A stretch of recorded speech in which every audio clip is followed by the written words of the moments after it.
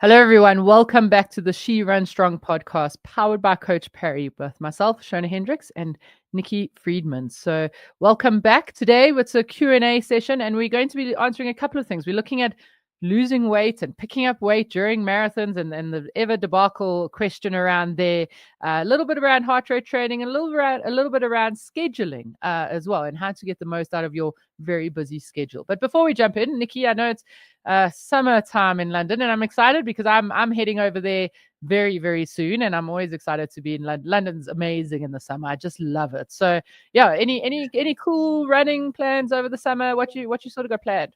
Oh, cool. Well, I'm excited that you're coming to London. It's going to be great fun. So we are staying here this summer because we're just going to soak up the sunshine and go away when it's now the kids have all left school.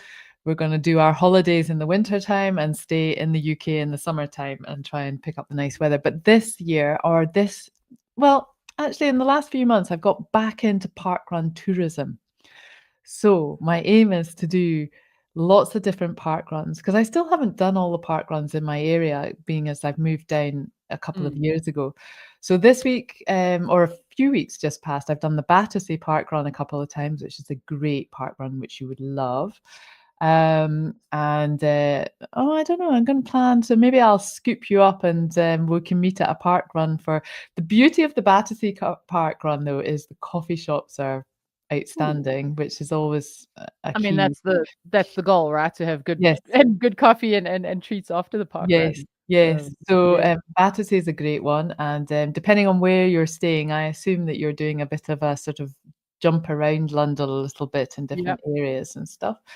But yeah, that's my plan. What's your plans when you're in London? Have you got some, or are I you? mean, I do have a couple. We'll be going to the ICC World Test Cricket Final. So that's the Oh, cool. Proteas, the South African team versus Uh-huh. Australia. So that's at Lords. I've never been to Lords. I'm excited about that, and Amazing. really just seeing lots of friends. I mean, Kelly, who has been on our podcast. Yes. She's recently had a baby, so I want to go meet the new little one. I think her name's Parker, if I've got that right. So excited to that, and just catching up with friends. And yeah, and I'll still be running and ticking over with Valencia at the end of the year. She'll just be ticking over. I mean, Yep. London Heat, but I mean, you mentioned this park run thing, and that sounds quite cool. So wouldn't mind doing a little Coach Perry or She Run Strong little catch up and maybe a park run. You can take us to one, Nicky. I don't know. That would be a good idea. Oh, hey, listen, if anyone knows any good park runs that we could do a wee catch up, Coach Parry, pop them in the comments below and we'll take Yeah. a look and see what's a good park run to do. It has to have, what does it have to have? A good coffee shop Yep. and Good coffee shop. Not too. I mean, we've done the big nice ones.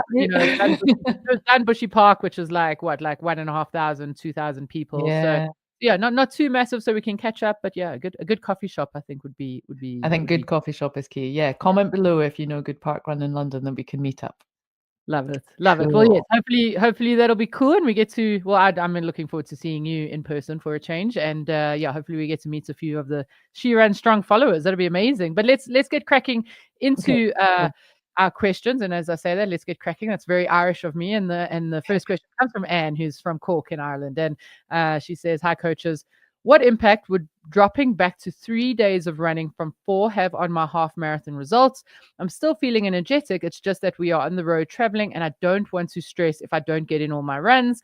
I plan on getting the interval run, the easy mid, and the easy long run in." She says, "Cheers. Thanks." That's from Trudy, who is one of our members on the Coach Perry platform. Yeah, Nicky, your views on dropping down from 4 runs down to 3? Cool. Well, look, if Trudy has a busy life, which it sounds like she does, and she's getting stressed about fitting an extra run in, then it's just not going to be productive for her in the long term. So actually dropping back to 3 runs a week is likely and definitely going to be the most productive for her. So I would absolutely recommend to go down to 3 days, and assuming that she is still doing her strength work and she has time for that. So I would never drop the strength work. Firstly, drop a run. Yeah. Then still, if you can get 2 strength works. So hopefully she's managing to get 2 strength works in a week. But if she's got those 3 quality runs in, which is an easy mid, like she says, an interval. I mean, the interval run, she could also pare that back a little bit as well if she's getting stressed with life, to an easy run. Then I think that's a really good, and that's well identified for her, for what she can manage in life. And that is key. It's what's going to fit in with your life is going to be the most productive going forwards. So if you're trying to squash in 4, but then you're knackered and you're going to bed late, or you're getting up early to do it, you're lacking sleep, or you're just getting overly tired, then that's not going to be productive. You're going to get run down and you'll probably get sick or ill, and then you won't make your half marathon. If 3 days a week running is your sweet spot, and you can do everything else in life plus your 2 strength sessions a week, then that's going to get the best result for you. And that's what we're looking to do, is optimizing your training for your lifestyle. Yep.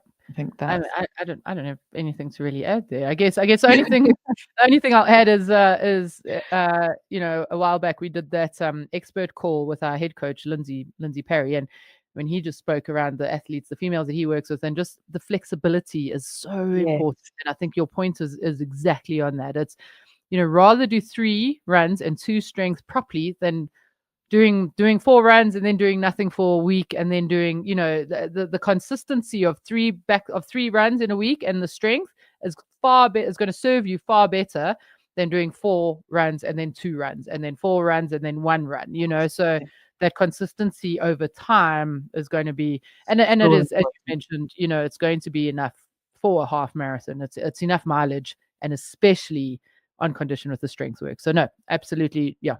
Just to add that in there, Nicky, I think, yeah, you hit the nail on the head there with everything. Yeah. Yeah. Perfect. Right. Let's crack on to the next one. Okay. Kim from the UK.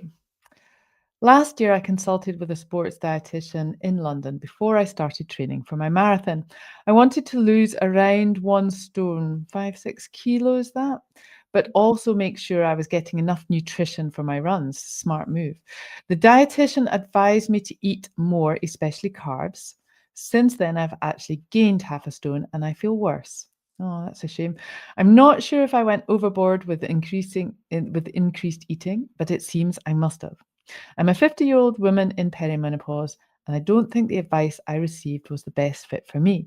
My first marathon is in September, and everyone says you can't really focus on losing weight while training so hard, but I just want to stop gaining weight. What can I do to manage this? This is quite a frequent question we've had, and I know I've said this before on a podcast.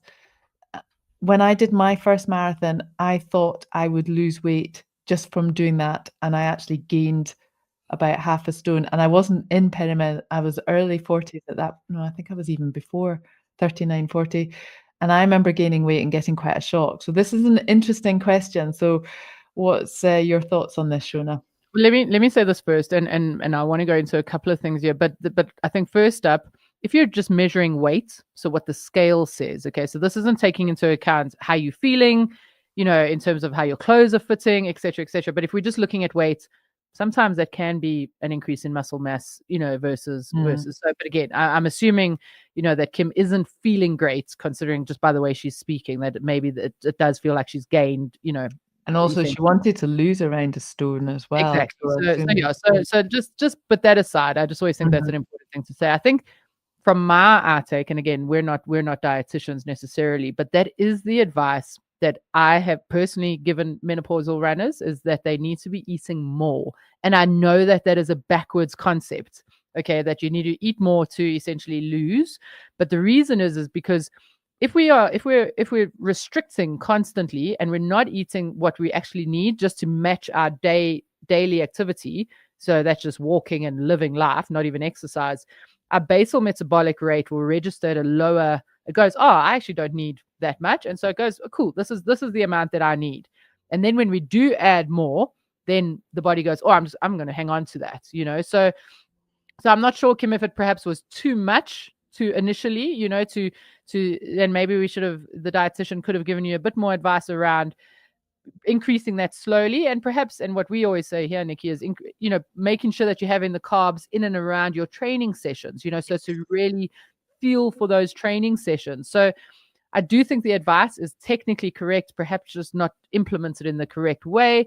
But really, at the end of the day, when we're looking at losing, or managing our weight, it is a calories in versus a calories out. And it is difficult to do that during marathon training because we do want to make sure that we're fueling.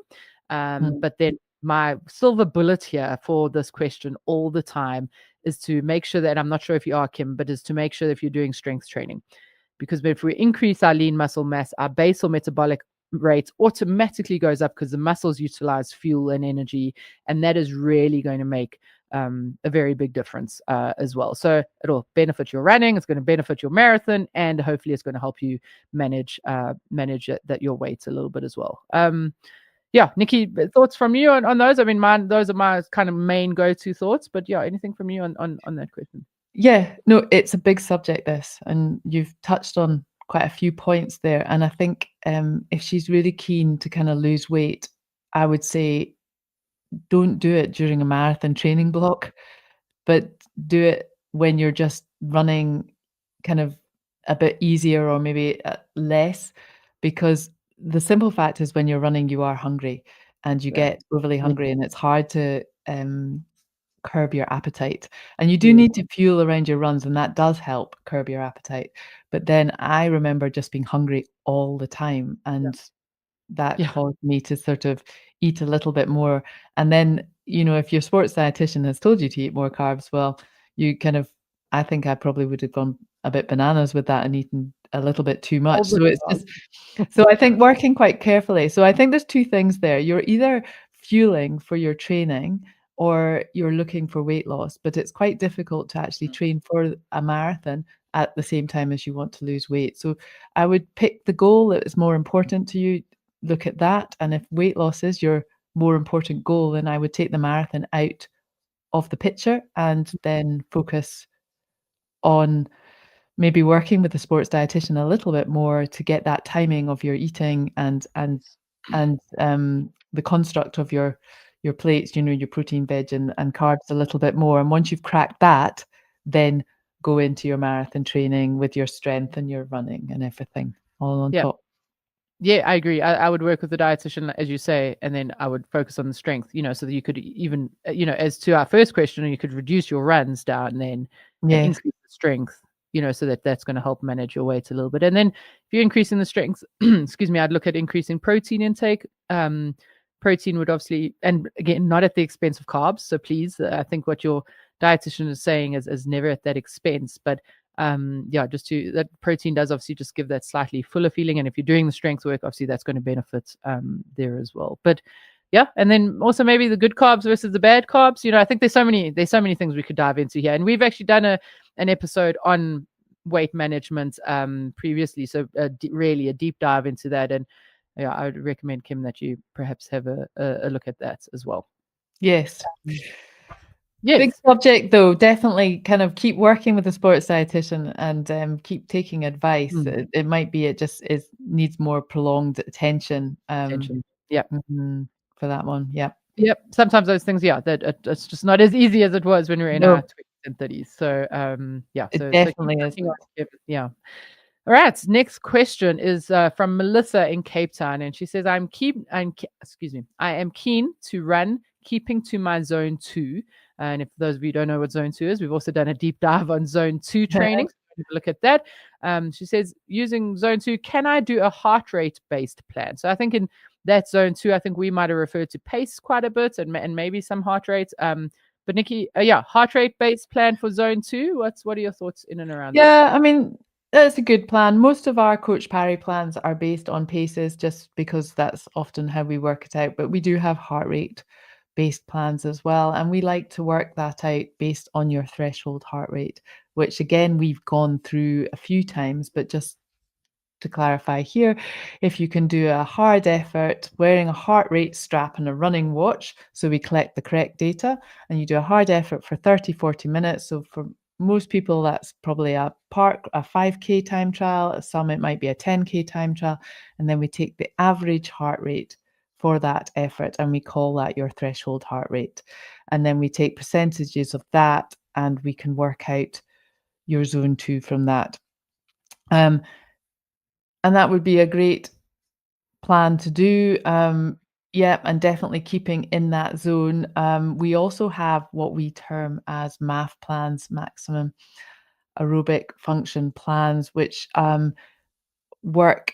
They are slightly harder, and quite a lot of people find them quite frustrating plans. They're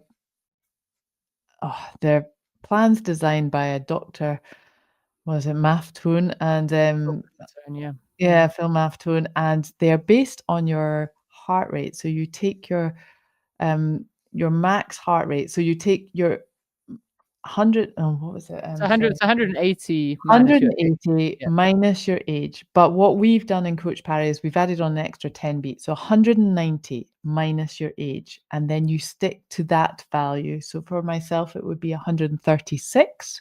Mm. And I would wear a heart rate strap and a running watch, and I would stick all my easy runs would be around that 136 beats Mm. per minute.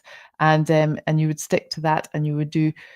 And what's really key with heart rate training is you have to, it doesn't happen automatically. So you have to do it over a long period of time Mm. to really see the benefits. So you might start for the first couple of weeks running at 136 beats per minute.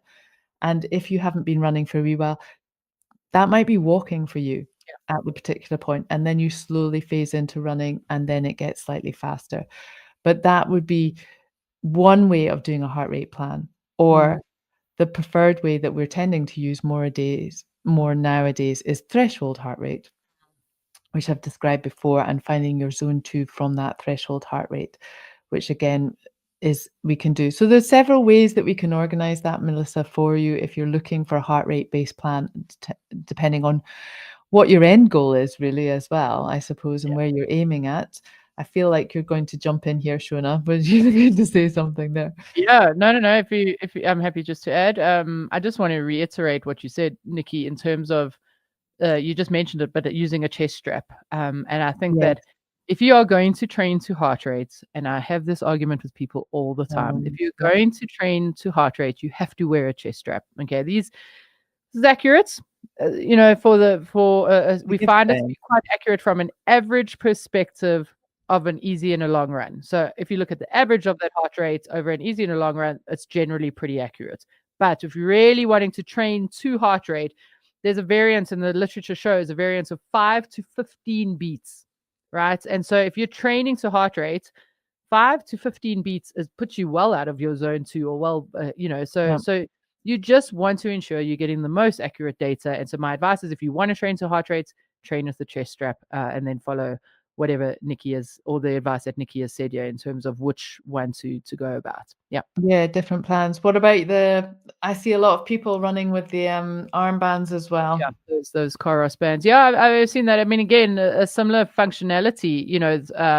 This is a light that is, going through skin to measure your heart rate. That's a slightly more accurate, because you do have a pulse that goes under your bicep.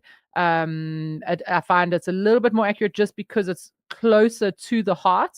In terms of, this is an extremity, and in the cold, and this is going to be slightly different because your body's trying to keep all the blood around your organs to keep you warm, whereas that one does feel, I've just seen it be slightly more accurate than the wrist-based ones. But again, the gold standard is a chest strap, Yeah. and the reason being is that's essentially measuring your electrical currents of your heart. I know when we were working with the South African rowers, they would put it backwards, so they weren't wearing it this way around, because it's still measuring the electrical currents of, Yeah, because as they okay. were on the rowing ergo, it would hit it was the old school ones where we started to clip it on. Oh, So this is yeah, why yeah, it yeah. became, That's funny. but the rowing ergo would hit them on the chest, and so they would just wear it backwards, but it's still measured very accurately because it's measuring the electrical current of the heart. Whereas this is a light, that's essentially going through your skin and picking up your pulse. So Yeah. that's why it is not as accurate, for sure. And the beauty, Melissa, of that is it's going to give you that real internal measurement. So Yes. I do like heart rate training for that. It really tells you what's going on in your body and just where your system is in that particular day, especially if it's running a little bit high, you know that something's up, you need to slow down, or just just giving you that measurement. I know we do a lot of pace-driven plans, but that's an external. And, sometimes you have a rubbish night's sleep or some external stressor, and really the running is just hard that day. So the beauty of heart rate plans are that you can really know what's going on internally and how your body is coping physiologically to that run or that Yes. exercise that day. So it is a great type of plan to use. So that's Brilliant. cool. Good question. Right, nice one. Next question. Emma from Cleveland, USA. I really don't like doing strength and just feel I haven't got time to add it into the week. Can I get away with one session a week, or do I go to Pilates? Will that count?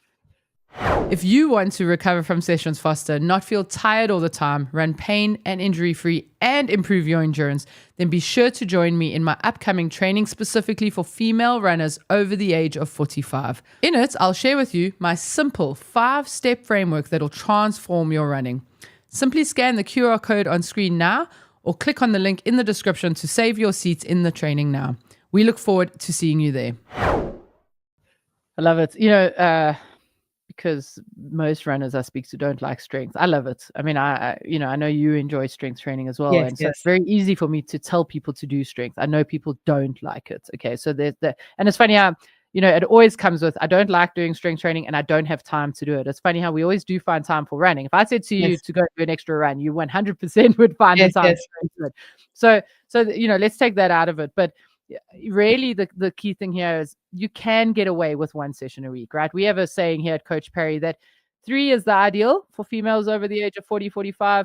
2 is better than 1, and 1 is better than none. So I would far rather you do one session a week consistently than 3 and then skip. And then, so rather keep that consistency in there. But I can't get you to fall in love with strength training. Or let me say this, sorry, before I go there, is Pilates doesn't necessarily count. Okay. The reason is we want to have some form of resistance training, right? Yeah. We want to load our bones and our muscles. I mean, we carry on about this, and it's going to, excuse me, it's not only going to help your running, but it's going to help your bone mineral density. It's going to help your muscle mass. And so that's why we want to have a loading session. And so, yeah, not necessarily the one session you do. I would prefer that it's a resistance session as opposed to Pilates. But let me say this, and I think this is quite key, and this is almost, I want to say a little bit of cheating, but I know, Nicky, you and I have spoken around our friend and colleague in Tutu, who absolutely, I mean, marathon, he ran a 2:41. What was it? 251. Marathon. He's a 32-minute or 33-minute 10K runner. So he's and he hates strength. But what he does is what we would almost call like strength snacks. So when he's finished a run, he then goes and he picks 5 exercises and he taps into those, right? So do what we would almost call I know our head coach Lindsay calls it this as well, is like your minimum dose requirement. What is the minimum amount that you can do that elicits a response?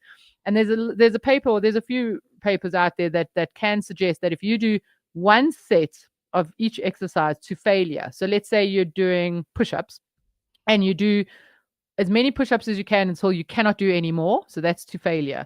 Then if you do some squats and you do as many squats as you can, perhaps with some load, until you can't do any more, that is almost, if you do that once a week, that's shown that it does elicit muscle mass growth and form of injury prevention. So find what works for you, whether you pick a few exercises and you do those once or twice a week after your runs, or once a week you pick 5 exercises and you do them to failure. They are, again, some is better than none, but it really does need to be resistance training. So Emma, sorry, the answer is not you can get away with none. Some and what I actually find, if another tip is just find a friend to do it with.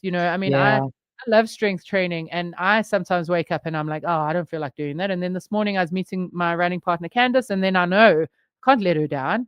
And then we had a great session, So I think find a friend to do it with it's always going to be helpful. So you're both suffering together, I guess. But yeah, I think so. That sounds good. And strength training is better than Pilates. I'm not a big Pilates fan, but Pilates, I suppose, is good with the small injuries and can get you quite mobilized, which is nice. But Yeah, no, that's one strength. Just aim at one strength a week, Emma, and you'll get there.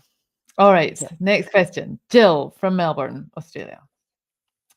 Any tips or cues for improving knee drive to help me make me run faster? Ooh. I love it. Nicky, I like this question. I know yeah. So I like this question because I've watched myself run when we're recording videos and things, and I'm like, oh my gosh, Shona, you really need to have more knee drive, and so I've thought about this as well, and so for me, the first thing to do would be some focused strength work, right? And in and around the hip flexors and the glutes and the pelvic. So if you don't have a strong pelvis, you're not going to be able to get a good knee drive. So we've got to have strong glutes, we've got to have strong pelvis to get that knee drive. But then you can work on strengthening your hip flexors. Okay, so I'm trying to think of it. So sitting against the wall, place your water bottle down, and then try and lift your leg up and over with a straight leg up and over that All bottle. right. A wall sits, so sitting against the wall and then just extending that leg out also works a little bit on the hip flexors. A mini band, lean up against the wall and then literally do a knee drive up against the wall. That's really going to help. So for me, it's about strength work first. I would really utilize that as opposed to like running or doing hill work, and I know we'll touch on that. But yeah, for you, Nicky, I know you do a lot of and you're really good at them, like coordination drills. Yeah. So, I mean, if you're wanting to run fast, so to change your kind of running form is quite tricky. But Mm, what I would start is like if you're wanting to improve knee drive or leg movement or hip, is to start when you are doing your intervals or your speed work, start with doing some really good mobility first and really kind of opening up your hips, loosening off your hips, and getting everything really mobilized in that area. Sort of a good 10 minutes of mobilizing through your hips. So that could be some forwards and backwards lunges can help, some um, just anything that just improves your hip yep. mobility. Then go into some coordination drills. And you can start those coordination drills quite simply, just with something like some light skipping, and then Mm, progress the light skipping into to sort of your knee drive up. So you're getting a little bit of height by driving your knee up. So do be careful with these things. I've seen people pop calves, and I always worry about injuries with these things. But if you have done some mobility and some warm up beforehand, then start with some light skipping, then some sort of drives up with you, some skipping for height, then that's good. Then if you can, the best thing is probably just to look on YouTube for A skips and B skips and these sort of things. They all help with your coordination and your aspects of the running motion. Okay, mm, so A skips especially are quite good to get your hips stronger for that, and B skips are quite good too. Um, we have there's a variety of drills actually. I think I would need to sort of show her because yeah, yeah. this morning when I was on track with my group who I've been coaching now for a year down here, um, it was quite interesting where I say things like, right, A skips, guys, Mm, thinking I've taught them how to do it, and then they sort of do it, and I go, okay. Or what was the one I did today? I did one that was I kind of call the threes. So you basically just driving your one leg up, knee up for three yeah, times in a row, and then moving to the next leg. And they can't do that. And I was like, all you have to do is count to three. But I think working on those yeah, drills, coordination, balance is just really key and but it does take a lot of time. yeah. Another way to do it is often hill work, Mm, just hill reps for 30 seconds or so up a hill because you have to kind of it creates you into quite a good running form when you're going up a hill fast, and you have to sort of drive your knees up. But again, there's always a risk of injury when you're trying to change your yes. running form. So just be really, really careful. The key is good warm up and a mobility session beforehand. So everything is loose and ready Mm, to go.